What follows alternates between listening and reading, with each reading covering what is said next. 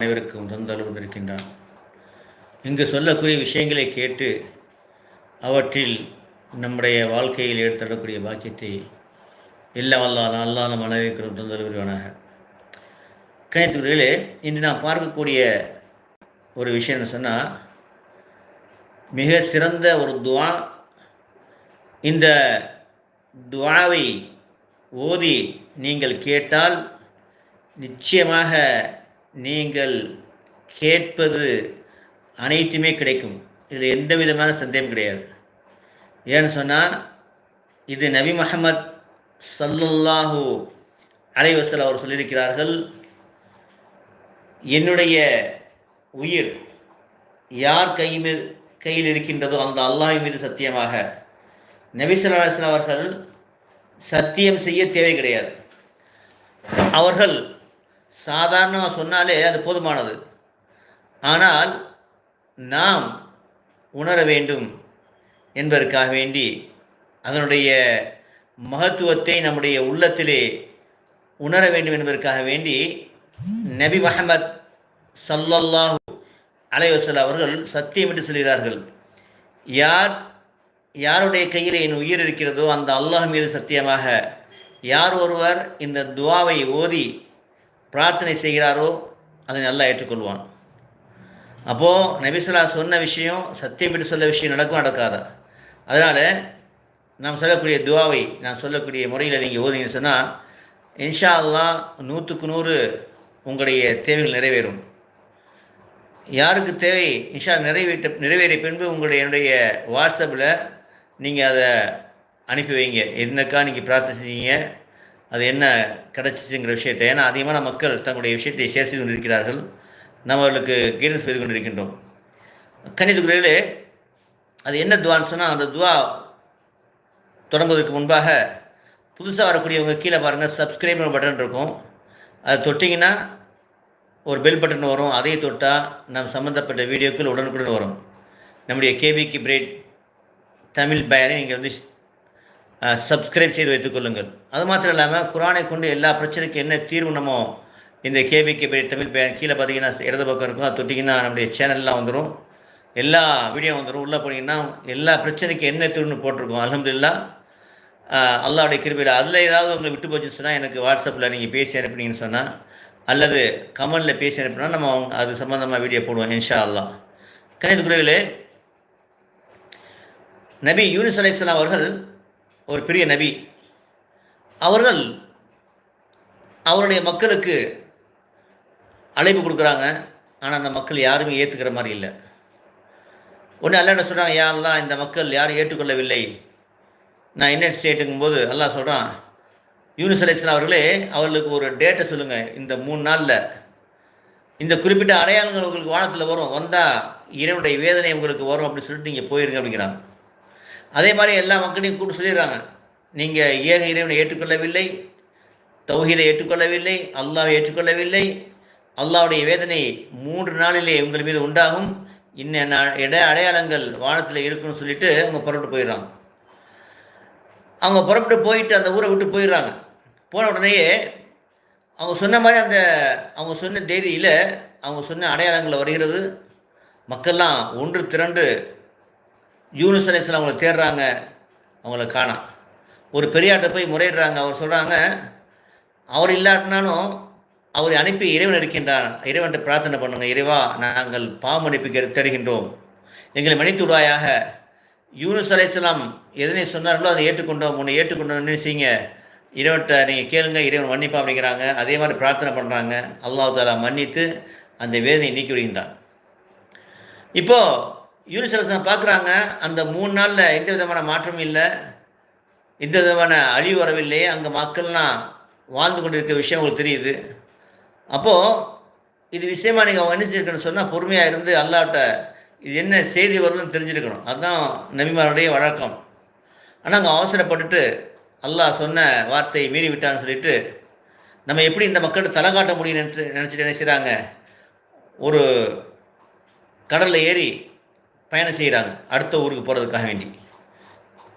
அந்த சமயத்தில் பயங்கரமான காற்று அடிக்குது.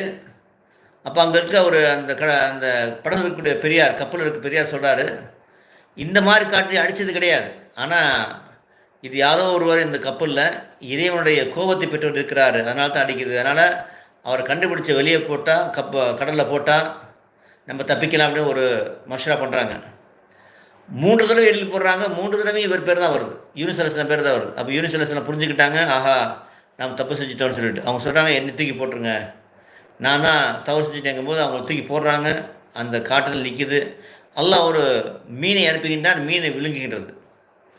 மீனில் போனவுடனேயும் அவர் அல்லாவுடைய குதிரத்தை அறிந்து கொள்கிறார்கள். அல்லாஹ் அந்த மீன் கட்டளை செரிக்காது, ஏன்னா அல்லாவுடைய கட்டளைப்படி உள்ளே இருக்குது. அது அவளுக்கு வசிக்கக்கூடிய இடயமாக அல்லாஹ் மாற்றி விடுகின்றான். அவங்க தன்னுடைய தவறை உணர்ந்து அல்லாட்ட துவா செய்கிறாங்க. எப்படி துவா செய்கிறாங்க? லா இலாஹ இல்லா அன்த சுப்ஹானக, வணக்கத்திற்குரியவன் உன்னை தவிர யாரும் இல்லை. சுப்ஹானக, நீ தூய்மையானவன். இன்னி குன்து மினல் ஸாலிமீன், நான் பாவிகளிலே ஒருவனாக ஆகிவிட்டேன், என்னை மன்னிப்பாயாக அப்படின்னு துவா செய்கிறாங்க. இந்த துவா செய்ததன் காரணமாக அல்லாஹ் தாலா அந்த மீன் கட்டளையிடுகின்றான். அந்த மீனாகப்பட்டது அவங்கள கரையில் கக்கி விடுகிறது. அப்போ அல்லாஹ் சொல்கிறான், ஒ கதாலிக்க நுஞ்சில் மூமினின், அந்த மீன் வயிற்றிலிருந்து யூனுஸ் அவங்க துவா செஞ்சாங்க, அதனால் நம்ம என்ன செஞ்சோம், அவரை காப்பாற்றினோம். அதை போல மூமின்களையும் நாம் காப்பாற்றுவோம் என்று சொன்னாங்க. நபிசா சொன்னாங்க. எப்போ தான் நபிசா சொல்கிறாங்க, எந்த ஒரு மூமின் என்னுடைய ஆத்மா யார் கையில் இருக்கிறதோ அல்லாஹ் மீது சத்தியமாக இந்த துவாயை ஓதுகிறாரோ அவருக்கு அல்லாஹ் தஆலா பதிலளிப்பான், அந்த துவா ஏற்றுக்கொள்ளப்படும் சொன்னாங்க. ஆகவே கணித்துக்குரியல் நபி சொன்ன வாக்கை உண்மை, அல்லாஹ் சொன்ன வாக்கு உண்மை. நம்ம எப்படி துவா செய்யணும் அதுதான் முக்கியம். துவா முதல்ல சலவாத் ஒரு 100 தடவை ஓதிடுங்க. ஸல்லல்லாஹு அலைஹி வஸல்லம் 100 தடவை ஓதிடுங்க. ஏன்னா சலவாத்து ஓதிக்கக்கூடிய துவா ஏற்றுக்கொள்ளப்படும். அதுக்கப்புறம் நீங்கள் என்ன செய்யணும்னு சொன்னால், இந்த லா இலாஹ இல்லா அன்த சுப்ஹானக இன்னி குன்து மினல் ஸாலிமீன், இதை நான் டிஸ்கிரிப்ஷனில் போடுறேன். இதை 2375 தடவை 2375 2375 2375 தடவை ஓதி உங்களுக்கு என்ன தேவையோ கேட்டுட்டு திரும்ப சலவாத்து 11 தடவை ஓதுனீங்கன்னு சொன்னால் அந்த தேவை நிச்சயமாக நிறைவேறும், சந்தேகமே கிடையாது. கணித்துக்குள்ளே செஞ்சு பாருங்கள் இன்ஷா அல்லாஹ். நம்ம யாராட்டும் போகிறோம், தேவையில்லை, அல்லாஹ்ட்ட கேளுங்க. அப்படியே ஒரு நிலையில் உட்காந்துருங்க. இது ஓதுறதுக்கு கிட்டத்தட்ட உங்களுக்கு 1 மணி நேரமாக தான் ஆகும். 1 மணி நேரம் தாராளமாக ஆகும். ஏதாவது ஒரு வக்தில் அசருக்கு பின்னாட்டியோ மகரிப் பின்னாட்டியோ உட்காந்து நீங்கள் முழுமையாக ஒரே சமயத்தில் ஓதி முடிப்பது நல்லது. அப்படி இல்லையா, பிரிச்சுக்கோங்க.